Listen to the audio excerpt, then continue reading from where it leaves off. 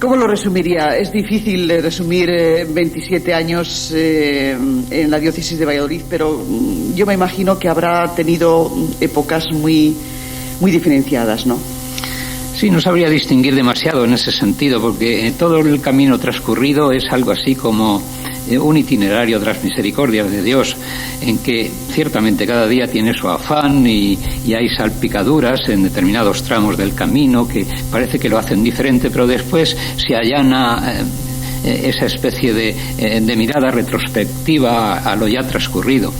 Ciertamente queda la impresión de los deseos que siempre le presiden a uno en su propio proyecto de servir a los demás y por consiguiente de cumplir la misión que la Iglesia confía a un obispo. Y desde este punto de vista podría decir que los deseos desde el inicio hasta este momento se han conservado. Dentro de las semblanzas que hemos recogido y que ya hemos emitido, hay calificativos que destacan su perfil humano, religioso y también pastoral, pero también, y de una forma muy especial, el de ser uno de los obispos más claramente ilustrado e intelectualmente más cualificados. Es uno de los obispos que lee, que más lee. Bueno, aquí todas estas afirmaciones me vienen grandes, porque aun eso mismo de que uno de los obispos que más leen o que leen, pues yo lo traduciría diciendo que quisiera leer, si más o menos que otros, eso ya es distinto. Pero por otra parte, la cuestión esa de ilustrado y todo lo demás, pues yo recordaría al filósofo clásico que llegaba a decir, solo sé que no sé nada. De modo que me parece excesivo ese juicio positivo. Algo que le define muy claramente son sus cartas pastorales. Cartas pastorales que están basadas sobre hechos actuales, sobre una realidad social, pero que también tienen muchas citas, y eso, las citas solamente se nombran cuando se lee. Bueno, ciertamente las citas y por supuesto que no pongo otras, ni mucho menos, porque uno tiene que mantener el equilibrio de escribir para que pueda ser entendido lo que uno escribe. Hay algunos que le parecen cartas excesivamente elevadas, que son difíciles de seguir, pero se trata también no solo de una catequesis elemental, sino sencillamente de una especie de mensaje que puedan leer también personas que sienten inquietudes y dudas fundamentales, etcétera, acerca de la fe, y que en realidad, porque son capaces de pensar en los problemas profundos que hay en la base de las realidades actuales y de la evolución cultural, pues que también una sugerencia, una chispa, diríamos, de la fe cristiana, pero ciertamente razonada o fundamentada, es indispensable, aunque otros puedan no entenderlo. No, José, por cierto, ¿qué está leyendo ahora? ¿Se acuerda? ¿Me lo puede decir? Sí, ahora acabo de terminar un libro que se titula prefiero desde ese punto de vista libros de espiritualidad, un himno al silencio sobre Dios Padre. Recién llegado de un retiro espiritual, sí. Quizás pueda ser un buen colofón para ese retiro, ¿no? Sí, es un libro de Raniero Cantalamessa, que es un predicador, gran teólogo, divulgador de la doctrina espiritual desde un punto de vista teológico, porque efectivamente ha sido profesor y también miembro de la Comisión Internacional de los Teólogos, y que en realidad pues lo recomiendo vivamente, porque a veces la imagen de Dios Padre es tan necesaria en nuestro tiempo como que alguien ha dicho que vivimos en una sociedad sin padre, y desde ese punto de vista pues por los años 70 parecía prevalecer el eslogan de que el padre ha muerto, pero eso en la misma sociedad, y eso referido a Dios ciertamente es de consecuencias verdaderamente trágicas. Don José, quizás vivimos en un tiempo en el que la espiritualidad es precisamente lo que menos predomina, debido pues a un ritmo vertiginoso en el que estamos metidos y en el que casi no tenemos tiempo para disponer de nuestro pensamiento y de nuestro espíritu, ¿no? Dedicar una parte a reflexionar y quizás también a la oración. Hay voces críticas que añaden a todas estas semblanzas sobre su gran perfil, que les hubiera gustado de su gestión como obispo como por ejemplo el que se hubiera tenido en cuenta la voz de los seglares y de los diversos grupos de cristianos para dar imagen de una iglesia más rica, más plural, más ajustada con la realidad social y eclesial. Yo no sé si esa conexión con los seglares igual quizás se ha dejado, se ha olvidado usted quizás un poco en los últimos años, debido precisamente a estar más inmerso en el espíritu, en la reflexión personal, ¿no? No sabría decir, así como la voz elogiosa anterior o esta crítica, si efectivamente responde del todo a la realidad, porque en este punto tendría que decir que en realidad pues lo que sucede en nuestra época es que han surgido muchos movimientos laicales que han traído una nueva situación del mundo de los seglares, hasta tal punto que en realidad pues los movimientos familiares cristianos pues se ha constituido en una delegación desde hace pues 18 años, de tal manera que está trabajando y muy bien, y en ese sentido pues en la medida de mis posibilidades he estado acompañándola siempre, y reúne a la familia que quiere trabajar apostólica evangelizadoramente. Tenemos también un plan diocesano de pastoral juvenil con los jóvenes, y también he procurado no solo acompañar, sino estimular y hasta incentivar con sugerencias, etcétera, ese proceso.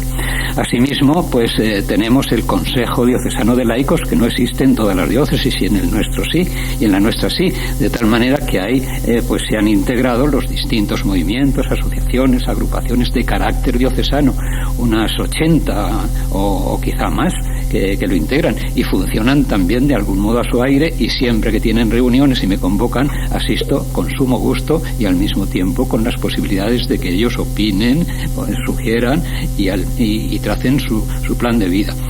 Y por otra parte, pues justamente el delegado de apostolado seglar es un laico, es un seglar, que no ocurre tampoco en otros lugares. Y desde ese punto de vista de que quizá no todos, pues qué más quisiera uno estar con los grupos pequeños de esta manera y de los otros. Lo que pasa es que no siempre se puede sintonizar al 100% con lo que piensan unos determinados grupos o unas determinadas personas que estén integradas en esos grupos. Don José, esas voces críticas también han indicado que ante el fenómeno de Gescartera y su repercusión en la vida de muchos creyentes, les hubiera gustado que su palabra hubiera sido más humilde, más clara, más rotunda y más esperanzadora. ¿Qué dice? Porque es un tema bastante delicado y que sin duda alguna no es una buena despedida para su jubilación. Sí, lo que sucede en este caso de Gescartera es que he intervenido no sé cuántas veces, probablemente decenas de veces, pero esas intervenciones son de tal manera parciales y diríamos débiles ante otras voces que intentan decir esto, lo otro y sacar las cosas de su cauce, que me hacen recordar también desde este punto de vista lo que ya Guardini insinuaba, que en este mundo a veces prevalecen las verdades a medias, y cuando en realidad estas verdades se van imponiendo, pues lo que sucede es que es muy difícil en realidad salir al paso una y otra vez, etcétera. Actitud humilde, pues la humildad pues es una virtud radical, fundamental, muy difícil de vivir, pero ciertamente ya quisiera tenerla. Otra cosa es declarar hacer determinadas manifestaciones que pudieran haber sonado como dando la razón a las acusaciones infundadas, por no decir injustas, que se hacían. Esto quiere decir, don José, que usted ha salido al paso en torno a este caso y en las acusaciones que han hecho al arzobispado. El fondo de la cuestión dentro del arzobispado, ¿usted cómo diría que eso no tenía que repercutir de esta manera como está repercutiendo o ha podido repercutir negativamente en algunos sectores? Bueno, lo que pasa es que eso ha sucedido en un momento a posteriori, de tal manera que todo ha sido debido originariamente a una inversión que sucesivamente se ha ido haciendo en una sociedad de valores mobiliarios, y que efectivamente estaba legalmente constituida, estaba garantizada, etcétera, y que en realidad iba pasando puntualmente los resultados de los depósitos que se iban haciendo, hasta que en un momento dado, pues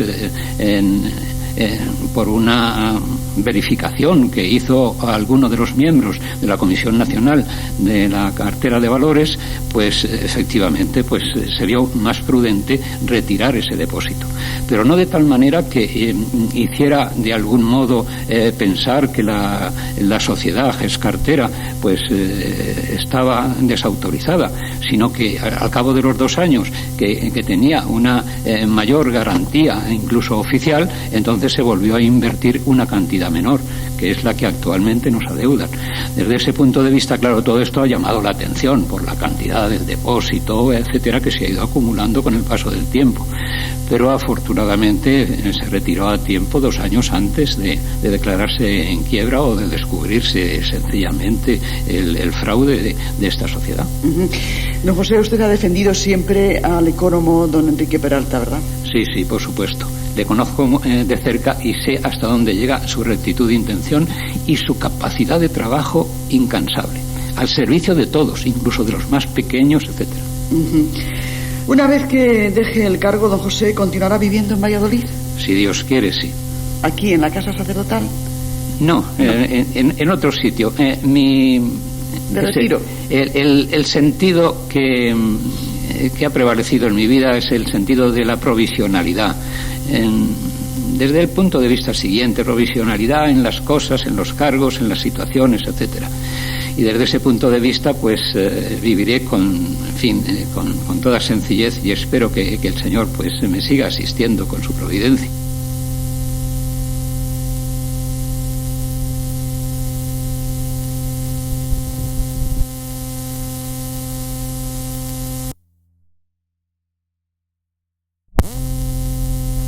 Descendía o no a la segunda categoría, y la verdad es que es un partido bastante fácil en teoría, como dices, para los de Candao, pero en este deporte nada es fácil.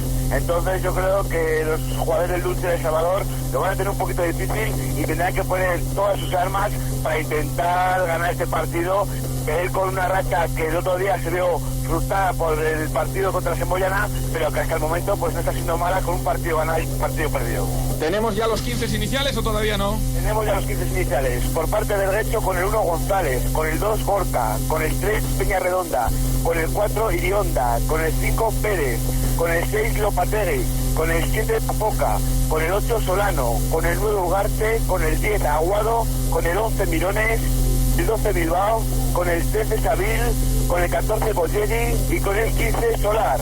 Y por parte del Dulce de Salvador, con el número 1 César Caballero, con el 2 Diego Zarzosa, con el 3 Otis, con el 4 Antonio Mata, con el 5 Garrachana, con el 6 Ramiro, con el 7 Asís, con el 8 Alfonso Mata, con el 9 Manuel Aguiar, con el 10 Jaime Alonso, con el 11 Santiago Toca, con el 12 Gabriel Martínez, con el 13 Álvarez Piso, con el 14 Oliver Vaquero y con el 15 el pibe Germán Westmeyer.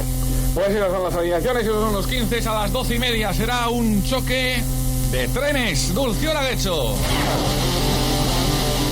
Y desde Pepe Rojo nos vamos hasta Íscar, hasta el frontón municipal de Íscar, porque allí hay partidos de la División de Honor de Pelota en la modalidad de herramienta. Ayer jugó el Puertas Bamar, hoy le toca el turno al Valledado Caja Segovia. Alberto Cabrejas, ¿cómo estamos, hombre? Bienvenido, buenos días. Buenos días, Juan Pablo, ¿qué tal estamos? Pues yo bien, ¿y vos? Bien, aquí disfrutando de un buen partido de pelota este domingo. Cuéntanos, ¿quién juega? Está jugando en la modalidad de paleta Carlos Sanz y Marugán contra Navarcorena y Antonelli. Un parcial de 27-16 y todavía no ha quedado a terminar en 35. Ajá.